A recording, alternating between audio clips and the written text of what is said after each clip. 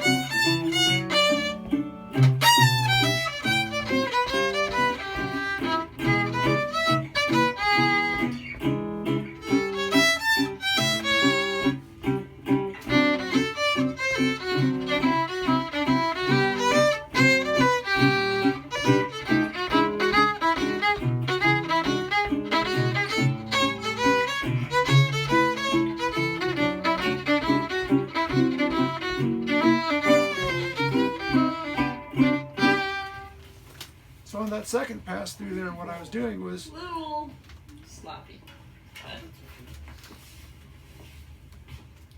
in the second pass through there, I took some liberties. I was wandering around, but as with all the other tunes that I'm improvising on for this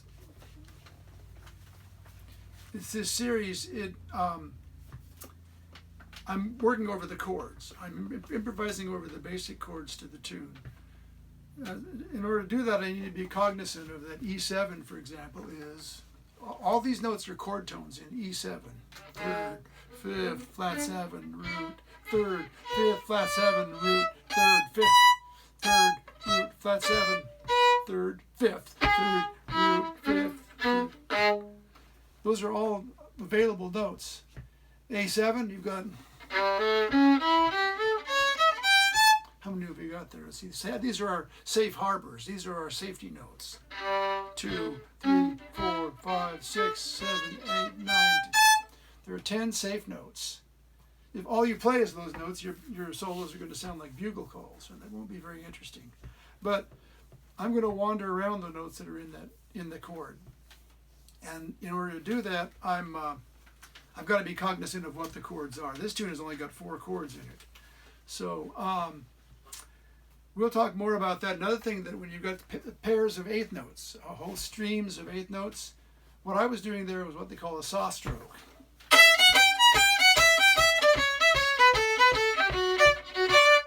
And I try to get my bowing so that at the beginning of each new bar I go down. I'm what they call a down bow player. Other players do the opposite. They start bars with up bow, but they tend to sound like amateur fencers, kind of poking at the note instead of really landing on it. The down bow, of course, is a little bit stronger than the up bow. And I do that along with a little bit of flexing of the wrist.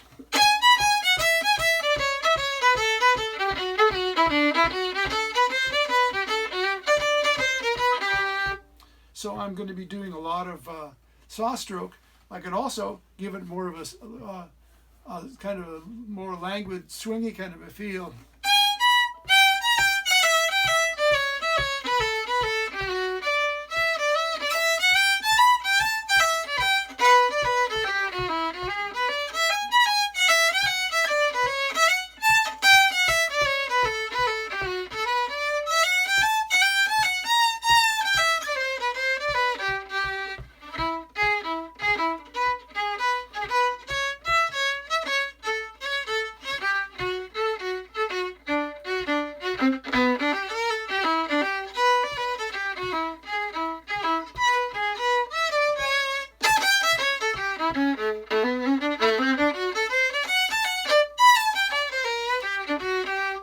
When I'm playing a tune, I like to be able to drop whatever I'm playing, whether it's a written melody, whether it's an improvisation, and go back to doing nothing but arpeggiating the chords.